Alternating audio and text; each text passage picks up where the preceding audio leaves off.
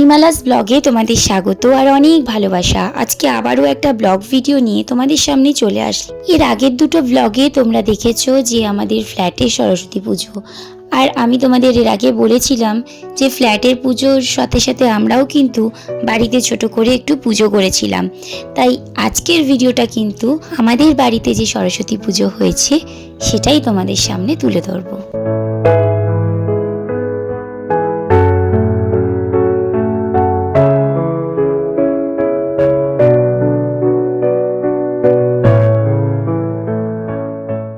সবার প্রথমে সকালবেলায় বাসি কাজ সেরে চলে গেলাম স্নানে, আর তারপর স্নান টান সেরে বসে পড়লাম ঠাকুরের সমস্ত কাজ গুছাবার জন্য।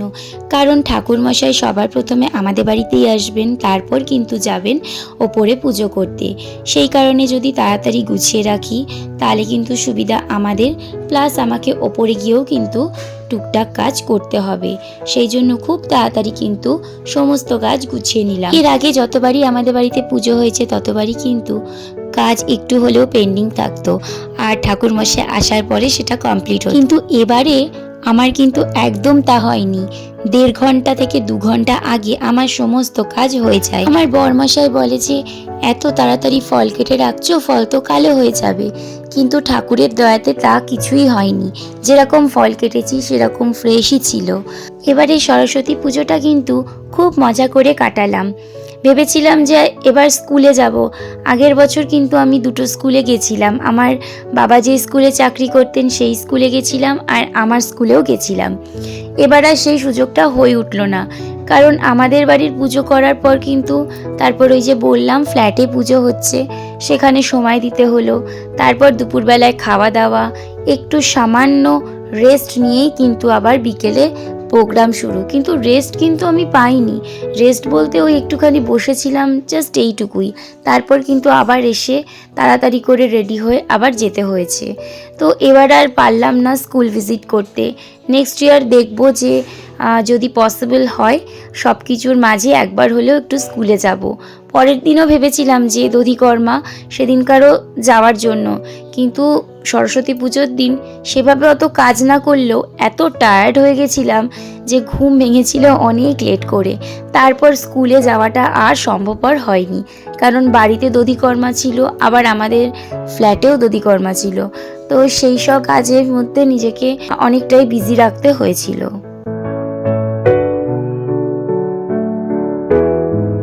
তোমাদের সাথে কথা বলতে বলতে দেখো আমার কাজ কিন্তু কমপ্লিট, আর আমি কিন্তু নিজেও একটু রেডি হয়ে নিলাম। ভেবেছিলাম শাড়ি পরবো, তারপর দেখলাম যে না, এখন শাড়ি পরলে একদমই হবে না, বিকেলবেলায় শাড়ি পরবো। আর এখন দেখো একটা এরকম নতুন চুড়িদার পরলাম, যেটা আমার ননদ দিয়েছিল আমাকে ভাই ফোটাতে। তো দেখো আমাকে কেমন লাগছে তোমরা কিন্তু অবশ্যই কমেন্ট করে জানিও। আর দেখো সব রেডি, আর আমার তোজো সোনাকেও কিন্তু একটা হলুদ রঙের পাঞ্জাবি পরিয়ে রেডি করে দিয়েছি। আর ও খুব খুশি, ওর খুব আনন্দও হচ্ছে, কারণ বাড়িতে পুজো, ওপরে পুজো, মানে আনন্দে নাচছে। শুধুমাত্র দুষ্টুমি করবে বলে ওকে একা ছাড়ছি না, আমি নিয়ে যাব, তারপরই কিন্তু ও যাবে। ওর বাবার সাথে, ওর ঠায়ের সাথে যাওয়ার জন্য অনেকবার বায়না করেছে, কিন্তু আমি যেতে দেইনি। কারণ আমি জানি যে আমাকে ছাড়া ও প্রচণ্ড দুষ্টুমি করে, আর আমাকে ছাড়া ও কারোর কথা সেভাবে শোনেও না। যে কারণেই আমি বলেছি আমার সাথেই যাবে। ঠাকুরমশাই কিন্তু চলেও এসেছেন, আর পুজো কিন্তু আরম্ভও হয়ে গেছে। তাই চলো সবাই এক সুরে বলি, জয় জয় দেবী চরাচর সারে, কুচযুগ শোভিত মুক্তাহারে, বীণা রঞ্জিত পুস্তক হস্তে, ভগবতী ভারতী দেবী নমস্তুতে। হে সরস্বতী মা, সবাইকে বিদ্যা দাও, সুবুদ্ধি দাও। আজকের ভিডিওটা তাহলে এই পর্যন্তই রাখছি। তোমাদের যদি ভালো লাগে তাহলে অবশ্যই একটা লাইক, কমেন্ট, শেয়ার করে দিও। আর যারা আমার ইউটিউব চ্যানেল থেকে দেখছো তারা অবশ্যই চ্যানেলটাকে সাবস্ক্রাইব করে পাশে থাকা বেল আইকনটা প্রেস করতে ভুলো না। আবার একটা নতুন ভিডিও নিয়ে তোমাদের সামনে চলে আসবো। তোমরা সবাই ভালো থেকো, সুস্থ থেকো।